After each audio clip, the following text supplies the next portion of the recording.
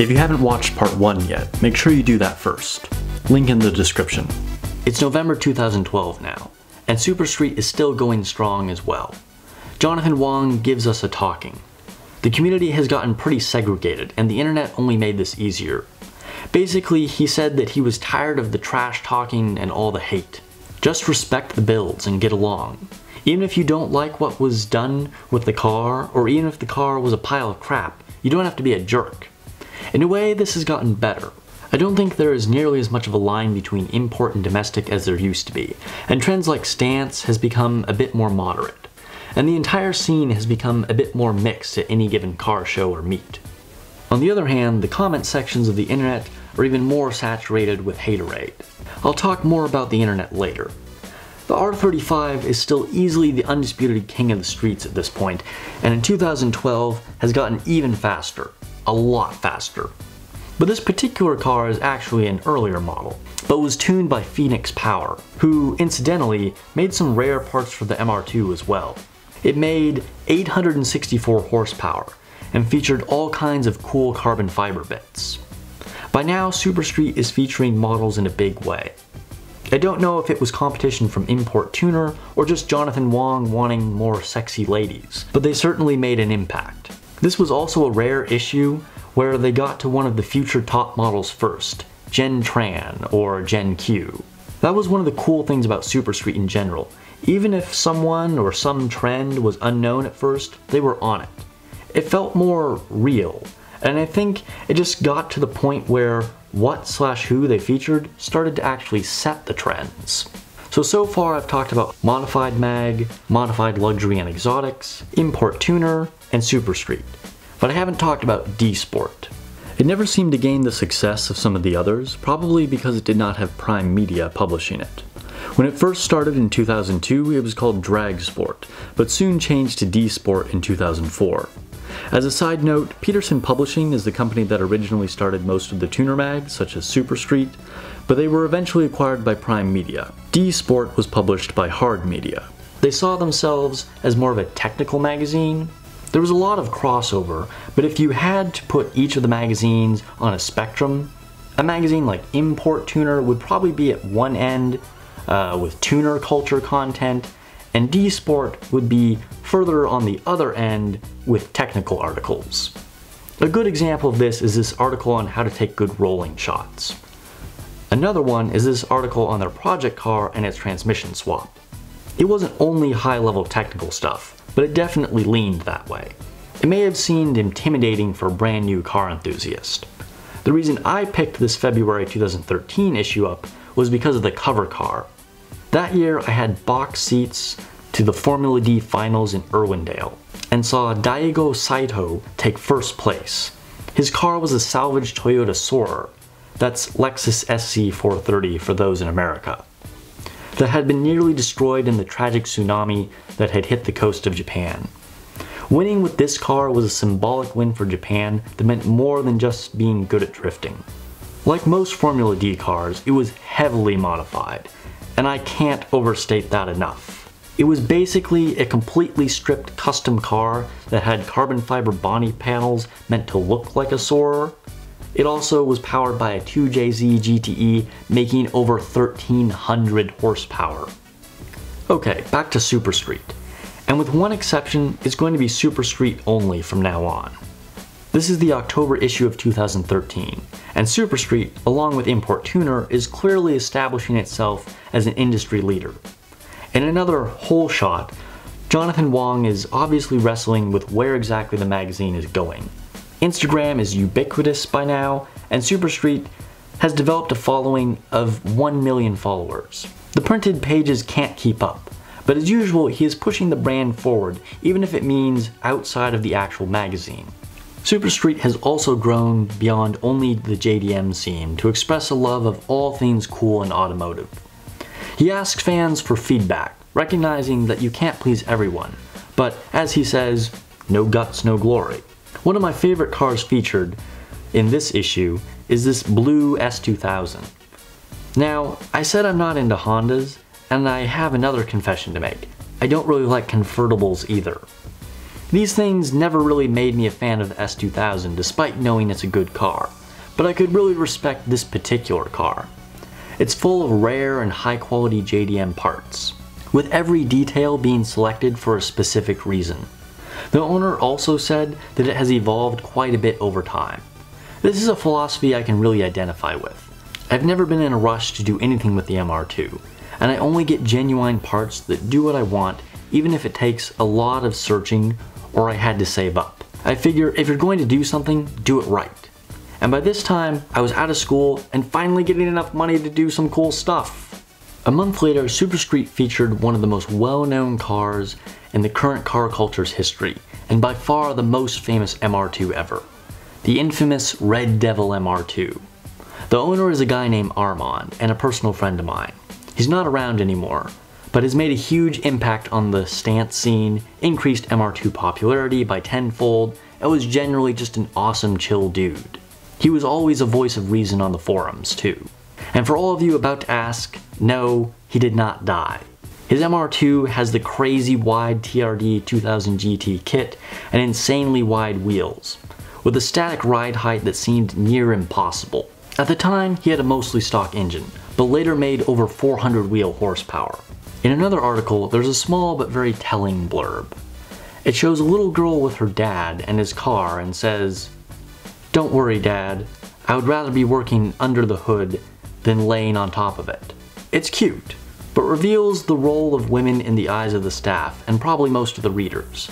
Women are not only there for the entertainment and eye candy of men, but they wouldn't even approve of their own family in the roles they perpetuated.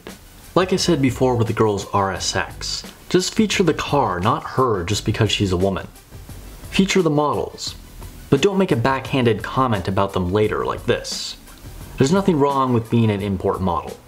In January 2014, Super Street is soon to be the only game in town. Their diverse features and fun, no fucks given attitude was serving them well. This was a landmark issue for a different reason that I'll get into in a second. Most of the extraneous stuff like game reviews and random tech are gone. They also featured yet another banging model, Janice True, who is still actively modeling today. Her back piece definitely made her stand out and was on full display, along with other things. As you can see in the happy ending page, yeah, that's right, Super Street was giving us all happy endings. This was something they had done for years, but by this point they had been getting increasingly, happier. They even threw shade at Import Tuner, basically saying their model picks were next level. Note that this was from Sam Dew, by the way.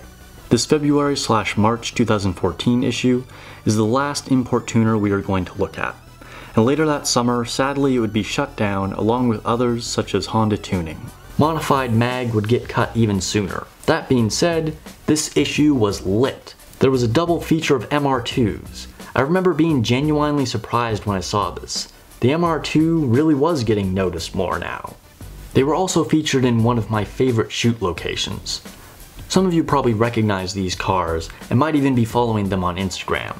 In their gratitude sections, they thank several people who have helped me as well. It really is a small world. Gen Q was back, this time an Import Tuner, and looking better than ever with her signature red hair. She's another one that's still actively modeling, and someone I had the pleasure of meeting. Look her up. We're getting closer to the current day now. It's 2015, and this is the January issue. Super Street is the only one left in Prime Media's tuning magazine lineup. In the past, like so many companies, they pushed Facebook and Twitter, and I'm pretty sure they still use those somewhat. But they are well integrated with Instagram, and they even provide all of the individual IGs of their staff in the magazine. Notice a significant absence? That's right, Jonathan Wong is missing. His last issue as editor-in-chief was that January 2014 issue I talked about a minute ago. The weird thing is that nobody outside of Super Street staff knows why. He didn't get a big send-off, or a last editor's letter to his readers. He was just gone. All we, the public, can guess is it wasn't his choice. Keep in mind, what I'm about to say has no factual basis and is purely speculation or possible reasons. Usually when someone gets laid off, they get some notice. It may be a few months, a couple weeks, or at least days so they can prepare, look at their options, count on one more paycheck, close out and hand off projects they were working on. The only time people get terminated without notice is because they either work in HR or there was an HR complaint or some other breach of company ethics or contract. Now, I'm not saying that that's what happened with Jonathan Wong, it's just that we don't know why he was gone so suddenly. Joey Lee, a longtime contributor to Superstreet and the man behind the Chronicles, later said that it was a business decision that led to his abrupt exit. Personally, I don't think it was anything shady on his part, and I get the feeling it wasn't the only questionable staffing decision that the higher-ups made. Who knows exactly what happened, but regardless, JDM Wong had a huge influence on sharing and shaping the car enthusiast world in the US and probably beyond. He had a good run as editor from October 2007 to January 2014, and several years on staff before that. As far as I know, he isn't currently doing anything in an official capacity in the car scene, but I'd be surprised if he never gets back into it.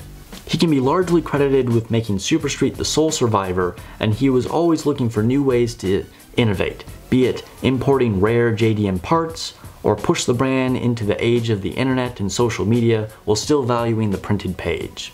He was also a voice of reason that brought the community together, and a mentor to many he probably didn't even know. But also just had fun, wasn't afraid to make his magazine a little out there. So thanks JDM Wong, can't wait for your next project. Who knows, maybe you'll actually be lucky enough to be involved in it. But let's get back to what is in this issue. Sam Dew was now the editor, and still is to this day. The cover car is one of the most insane S14s ever. It's ridiculously wide, all carbon fiber, and has an LS swap in it that makes 1,000 horsepower. They also featured Vicky Lee. She has a super bubbly personality and keeps it pretty real. She is also still a regular at shows, and you can find her on IG. They also take a look back at some of their all-time favorite RX-7s they featured over the years. The FD is definitely a timeless design that will always be a badass car. And now we jump ahead 2 years to June 2017. Superstreet is hanging in there, but it looks quite a bit different. It's gotten pretty thin at just under 80 pages. The models have all but vanished. You can still catch a few randomly in the coverage of Tokyo Auto Salon, but that's about it. Honestly, I'm not even sure when this happened because I really didn't buy any for the last couple years. I just got the urge and wanted to see what they were like again. This issue is pretty unique because it's the Japan issue. It predominantly features stuff from Tokyo Auto Salon, but it covers all kinds of Japanese adventures. The really unique thing about this issue is that it's almost entirely images and very little text, like a small curated version of Instagram. Ironically, this was an intentional response to the proliferation of immediately accessible content online, according to Sam Dew. I'm not really sure how that makes sense. I would think the advantage of the printed magazine would be more in-depth, longer articles that weren't as time-sensitive. But what do I know? Apparently, they asked for feedback from readers, and this was the result. This is a badass shot of a blue R34. I will always have a fondness for them even now that I own an R35. This page exemplifies Toyota Auto Salon. Girls in costumes, wide-body exotics, and a chrome stance-out minivan. Try to find a stance Ferrari 348 anywhere outside Japan. I dare you. And here's a big spread on the Tokyo Auto Salon. And hey, an actual article. This one is actually pretty useful. It goes over what you need to do to import a car from Japan.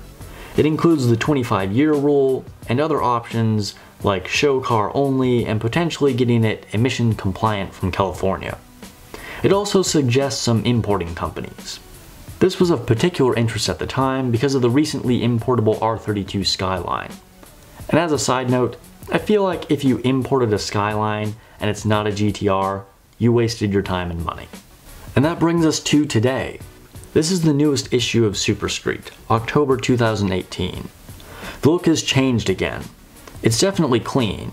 I have to say, I do like that. And just from the outside, it seems to have grown up a bit. It's now part of the enthusiast network that also includes things like surfing and skating magazines. It's still very thin like the last issue we just looked at, with about 80 pages. There's still a surprising number of ads inside, so that must mean companies think it's worth paying for. Although the products are a bit different than the early magazines we looked at. You won't find any pages of 30 different body kits for a Civic. Another surprise is that one of the first ads is for MR2 lowering springs. Or at least it would have been surprising if I didn't know the owner of the car they used for the advertisement. Remember how I said Jonathan Wong's Civic was currently on display at the Peterson? Well, here's the article that talks about it. Here's a short article on the Super Ill Hawaii meet. Looks like there was a pretty badass FC, and here's the current editor-in-chief Sam Dew with Gen Q. I think that's literally the only shot of a model in the magazine. It's surprising that the same guy that was in charge when models were cut from the magazine is the guy that took that happy ending picture earlier. Although I think there was a lot of factors that influenced that decision. Here's an advertisement from superstreetnetwork.com.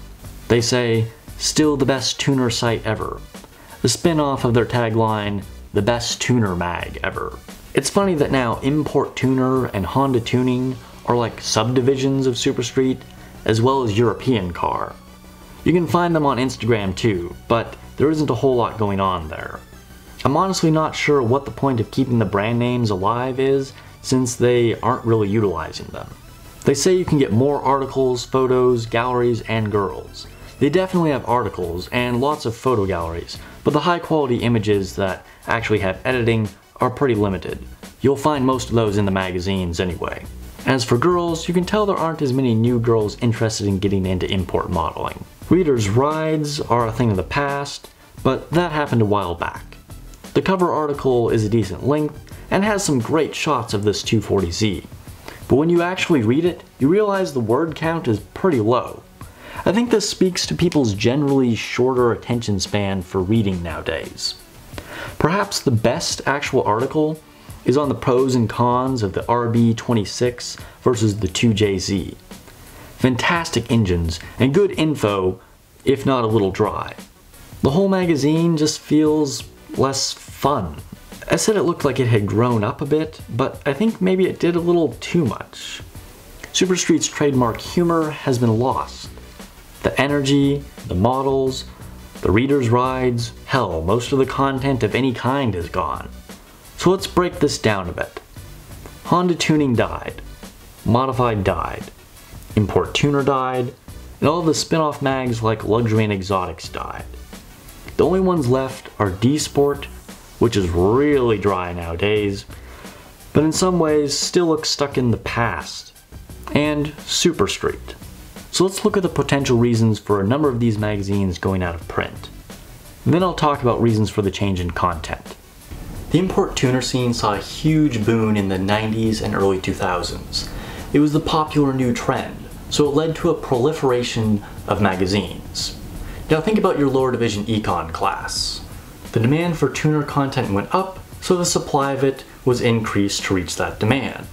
Then it reached a kind of carrying capacity, similar to when a population of some species increases rapidly, and then there aren't enough resources to go around, so there is a period of famine and death.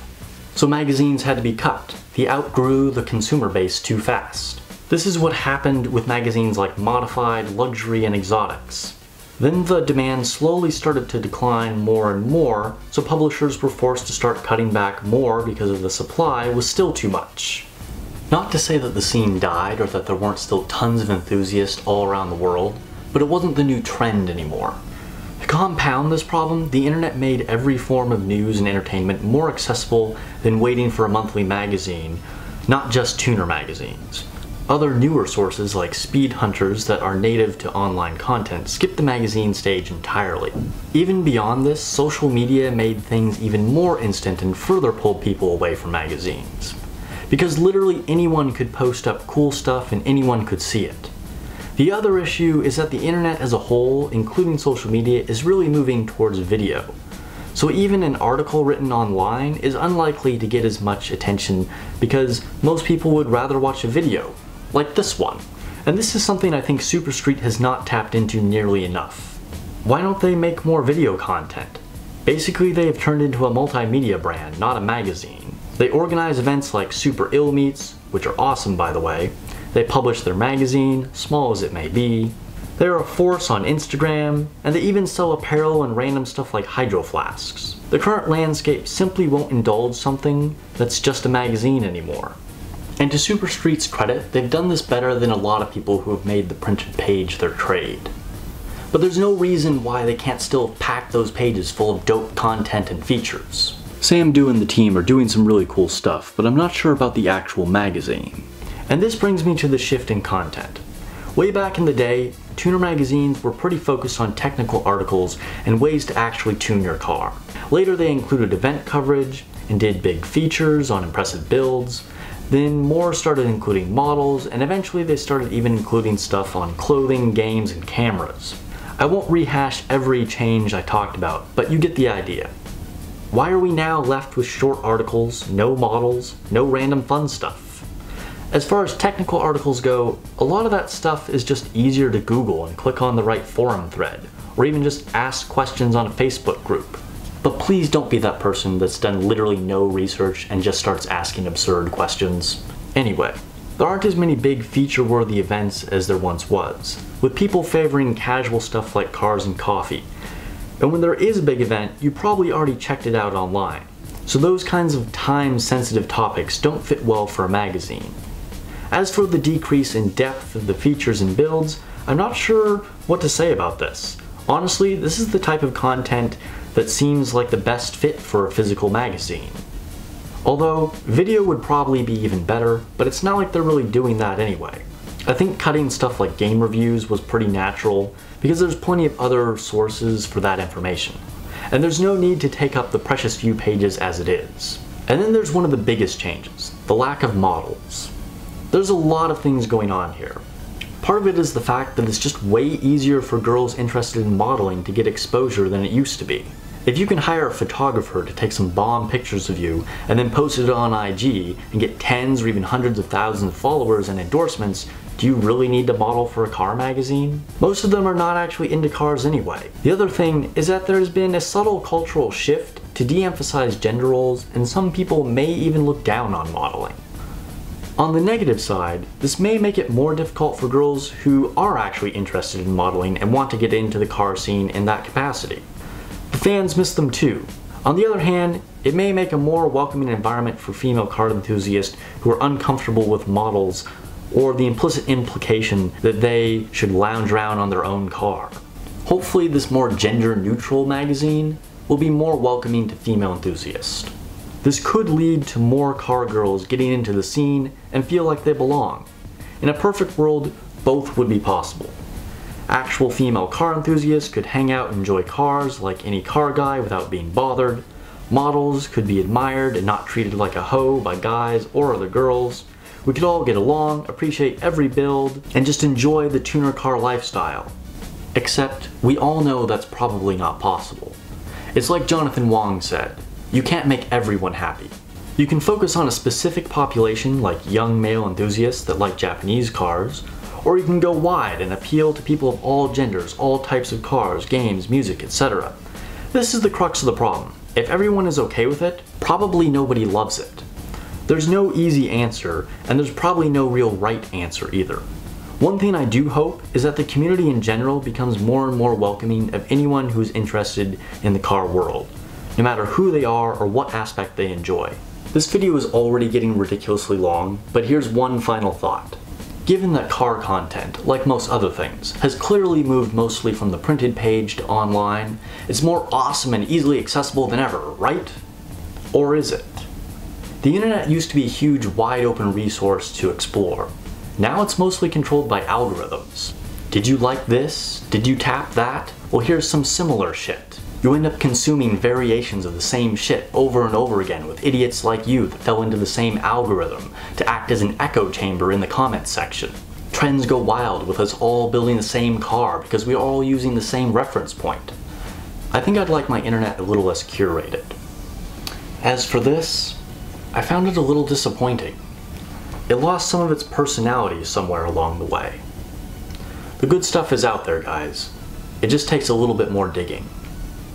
Thanks for watching.